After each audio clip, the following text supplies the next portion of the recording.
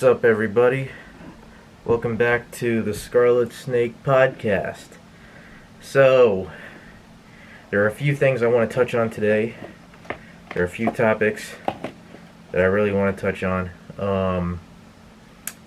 So let's get to it. So I have a tool coming out, and it's going to help all you motherfuckers out there identify what's real and what's fake. Because this tool will be used to identify if content that it receives. So what it is it's a tool that allows you to upload images or videos. And when you upload those images or videos, it's going to tell you exactly what percentage of it is AI and what percentage of it is real. I'm working on it. We should see a release by early 2026 or by the earliest, I would probably say December, mid to late December of 2025. That's when I predict that this will come out. I've been working on it almost every day, and I think I'm like halfway there, or 60% of the way there, but stay tuned for that. I'm training my own model with that, and right now I'm trying to get some people to back me on that, but stay tuned. I also have a tool coming out. I have a live streaming platform coming out called Snakeify. And Snakeify is very much so, it's another live streaming platform like Twitch and Kick, right? But when it first releases, it's going to be just like the two of them. It's not going to be that different. It's not going to have anything that would make it stand out in the market. But as time goes on, we're going to keep patching it. The team's going to keep updating it. And probably by a month or two before the release of GTA 5, it will have some unique features that will make it stand out from Twitch and Kick. So, look forward to that. Another thing that's happening is, let's see, what else have I been working on? I've been working on a lot of stuff, and you guys can tell me if you want to see me do this or not. I was thinking about streaming on Twitch just a little bit to see if I could generate any profit from it. So I'm debating on whether I should stream City of Heroes or Marvel Rivals. So just tell me which one you think I should stream, and I will stream it. If I get enough people to say, stream City of Heroes, or if I get enough people to say, stream Marvel Rivals, I will do it. And I guess the minimum amount would have to be 1,000 each. So if I get 1,000 on City of Heroes, I'll do City of Heroes. If I get 1,000 on Marvel Rivals, I'll do Marvel Rivals. If I get less than 1,000 on both of them, I will completely overlook this Twitch idea and just do something else. So let me know which one you want me to do. The next thing I want to talk about, so I have the CompTIA Pen Test Plus. And I've been looking for a pen testing job, and they're not. Believe me, the Pen Test Plus is not the best way to go about it. I mean, it is for a lot of people, but I want to say the Pen Test Plus is not going to help you find a job, especially in this market. I go on LinkedIn and I type in pen test jobs. It shows me all the pen test jobs available, ones that are remote and ones that are in my area. Okay, and all of them, usually, especially the remote ones, have over 100 people that applied to them. So you've instantly been eliminated right there unless your resume is impeccable. Because there's no way that if 100 people apply to that position, that you're going to get that job with the Pen Test Plus alone. You got to have a college degree. You get a college degree, I mean your bachelor's degree. You got to have some experience. You got to have more certifications, and that's what's going to make you stand out. So you get that, because you remember you're competing with over 100 other people, and it can become very difficult. So, what I say is, if you have the Pen Test Plus, good luck. I have not found a pen testing job. I do work in the computer science field. I am a Linux computer support. I'm a Linux operator. So what we do is they run the infrastructure from like at my job. We use Red Hat Linux to manage servers and different systems. So I am well trained in Red Hat Linux. I know how to use Red Hat Linux well. I understand that in different Linux distributions, that to get to the network configuration file, you have to go into different directories, because by default, in different distributions of Linux, those network configuration files are stored in different places. I understand that. So, Red Hat Linux is what I admire. So yeah, that's that. And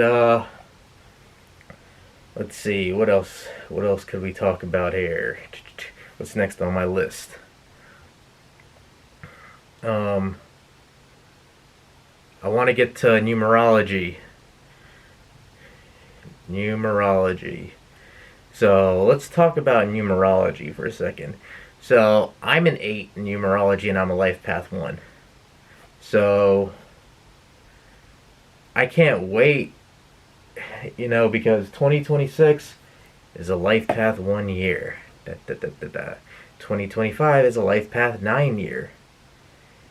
I can't wait to see some of those people who are still in an 8 personal year cycle that will end up being in a 9 personal year cycle when their birthday hits in 2025. I know somebody who has a birthday coming up in November of 2025, and I cannot wait until that person is finally in their 9 year cycle.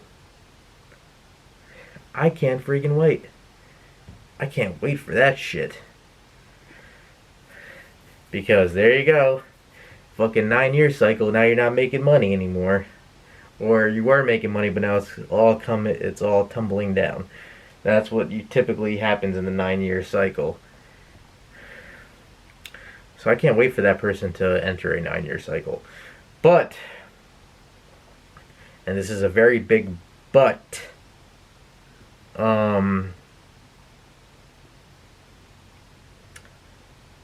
I will have a few, so I'm an 8 and I'm a life path 1. So we all know that the 8 is the number of money. It's the number of material success. We all know GG33. GG33, I'm a huge fan of his.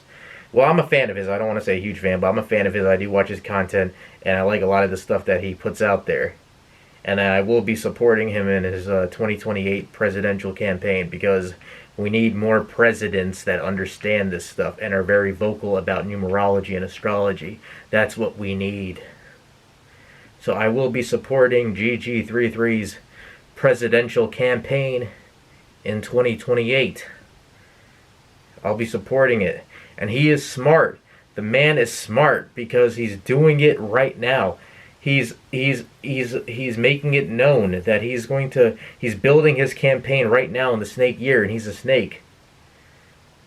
He's born in the snake year, and he decided to build his campaign in the snake year. So I will be supporting GG33 100% with his presidential campaign. GG33, I vote for you.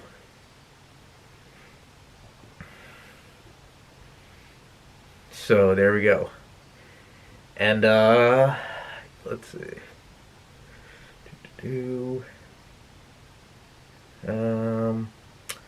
What else is on the list, my friends? Hold on. So apparently,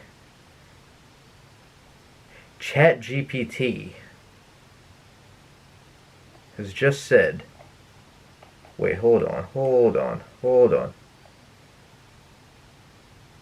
VPN myths busted?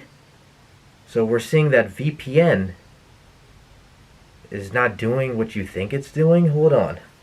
Can you provide me with more article? Can you provide me with an article about this?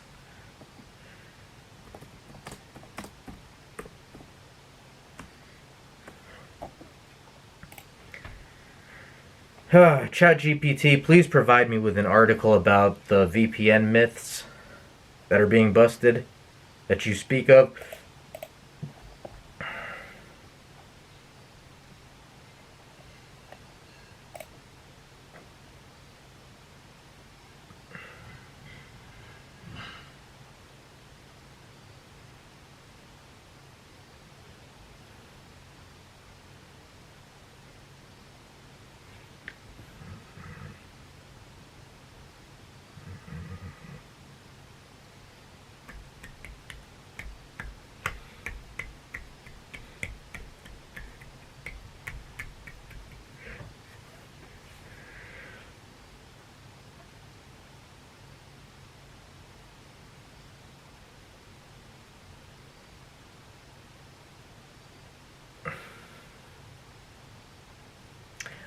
So what it's saying here is that,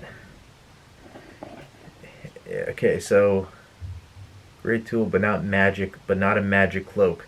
Below are the most common myths. I hear the reality. It hides your IP from websites and your destination from your internet service provider, but you're still identifiable by logins, cookies, device browser, fingerprinting, payment trails, and behavior patterns. Use separate browser profiles. Clear cookies. Consider privacy dash centric browsers and avoid logging into personal accounts when you truly want separation. It hides your IP from websites and your destination. That's the reality. Okay, so what the reality is it hides your IP from websites and your destination from your internet service provider, but you're still identifiable by logins, cookies, device/browser fingerprinting, payment trails, and behavior patterns. Okay, so there we go.